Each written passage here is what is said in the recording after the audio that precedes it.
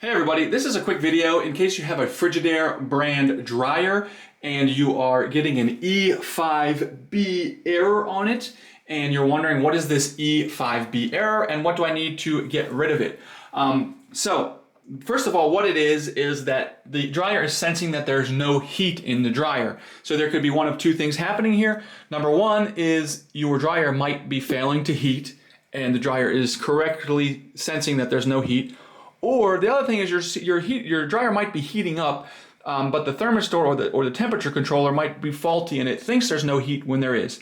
So first of all, you need to figure out, is your dryer getting hot and giving you this error, or is it actually not getting hot? If it's getting hot, then what you're probably going to need to do is replace the thermistor.